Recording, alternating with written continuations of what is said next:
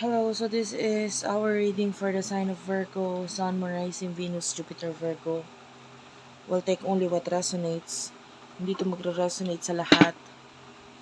Unfortunately, hindi ko makuha lahat ng energy ng Virgo sa mundo. So, kung hindi ko makuha yun sa'yo, okay lang yun. May mga next reading pa naman tayo. Let's start what we have here for the sign of Virgo. Sun, Moon, Rising, Venus, Jupiter, Virgo. You're the Queen of Pentacles. Ayan, that is Virgo energy. And then meron din tayo ditong Knight of Swords. Gemini, Libra, Aquarius, bottom of the deck, Aries, Leo, Sagittarius, King of Wands, Eight of Cups. You're thinking about your future. Yung iba sa inyo may mga gusto kang i-push. Maybe may kinalaman sa career, business, yung iba. With the Queen of Pentacles, King of Wands. So gusto mong, ito palaban ka dito with the Knight of Swords. Parang gusto mo talagang gawa ng action or sa katuparan itong maybe plano mo or gusto mong mangyari. Nakikitaan mo na to ng potential ng victory or magiging maganda ang kalalabasan or magiging victorious ka sa bagay na ito. You want to fly high. So, sino yung person na kakonect mo?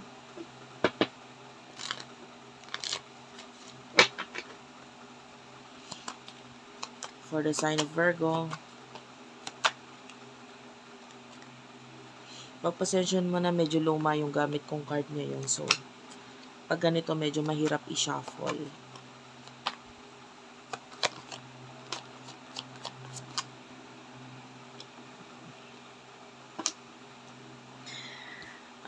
It feels like itong person na to pwedeng may other connection siya. Five of Swords. Medyo makikita mo parang nananakit na ulo nitong person na to. Hindi siya happy. Kasi pwedeng kung ano-ano yung mga sinasabi sa kanya. Or pwedeng, you could be dealing with someone na yung kakonect niya is, sabihin na natin, ano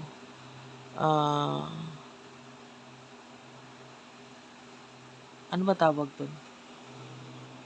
Maingay or nonsense lang din naman kausap. Or, yun nga, pwedeng bungangero. Hindi ko alam kung may bungangero na. Pero ganon. Or pwedeng yun nga, may mga nonsense na sinasabi. The Lovers is here. So this is relationship, partnership, na parang masakit na ulo nitong person na to sa partnership or relationship na yun. Hindi siya happy. Gusto niyang umalis. Gusto niyang alisan.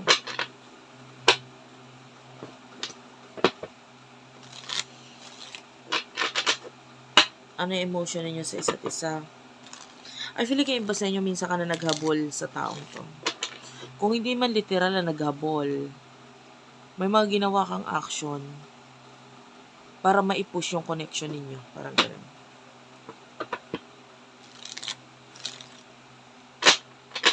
Ano yung emosyon ninyo sa isa't isa?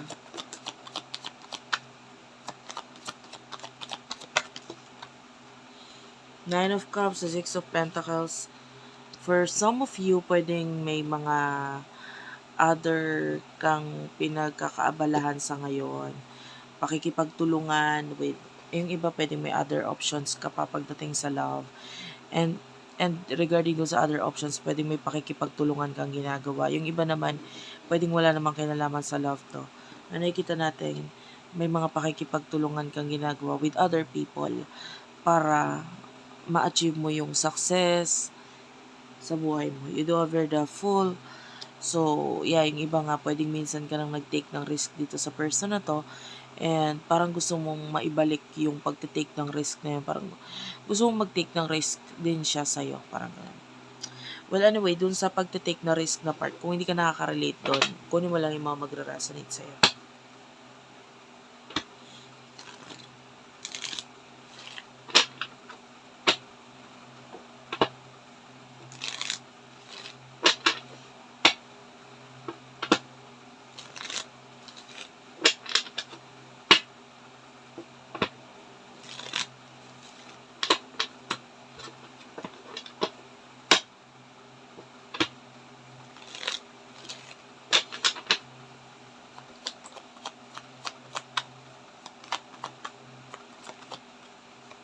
The stars here. Emotion ng person na to sa'yo. Ten of Pentacles. Sa ngayon, medyo ang pangarap niya, especially kung nasa maayos kang pamilya, or yung pagkakilala niya sa family mo is, yung maganda, or especially kung ikaw, ang pagtingin niya sa family mo is may kaya sa buhay, or may masasabi pagdating sa finances, especially kung ikaw to, medyo pangarap ka ng person na to. Kasi parang nakita niya sa'yo na pag ikaw ang nakakonect niya or nakarelasyon niya, may stability siya. Hindi naman to the point na gagamitin ka nitong person na to. It's just that feeling niya lang medyo magiging mas madali yung buhay niya ngayon through the help of you. Parang ganun. Sa tulong mo. Kahit paano medyo mas magiging madali yung mga problema niya. Kasi pwedeng sa inyong dalawa, ikaw yung mas okay talaga yung estado ng pamumuhay mo, career mo, business or whatever you have, kung ano man masasabi mo sa buhay mo, parang kumpara sa kanya, you are more grounded, stable, and I want all of that. Parang gano'n. Gusto niya rin yun. Pero ayaw niya namang gamitin ka. Ang gusto niya lang parang maging parte ng success na kung ano man yung nakikita niya or natatamasa mo ngayon. But anyway, kung hindi naman, if you're dealing with a person na hindi naman yun yung, kumbaga, financially okay naman yung kanyang finances, I just see this person na medyo mataas ang pagtingin sa'yo. And I feel like feeling niya hindi pa rin nawawala yung connection ninyong dalawa.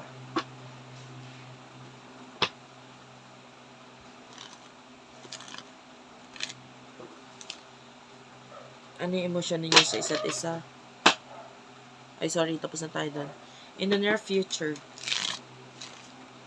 In the near future for the both of you.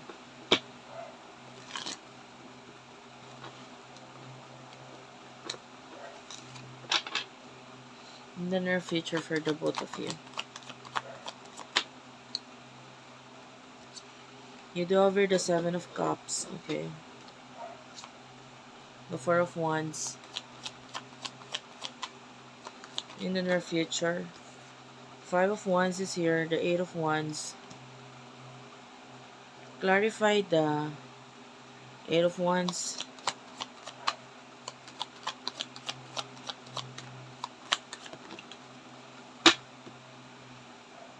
The King of Pentacles and the Justice card. Okay.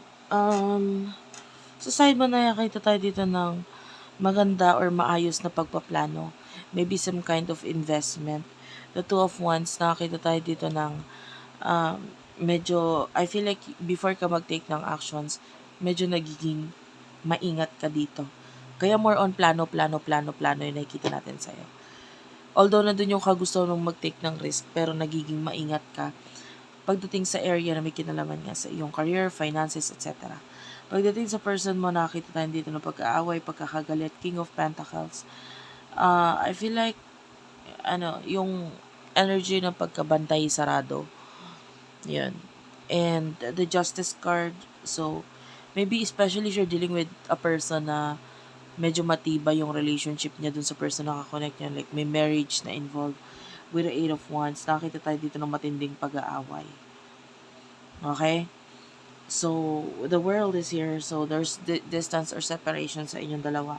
Pero wala ka namang pakialam dun, or hindi naman yun yung focus mo, kasi ang focus mo dito with the 7 of Pentacles is growth pagdating sa buhay mo.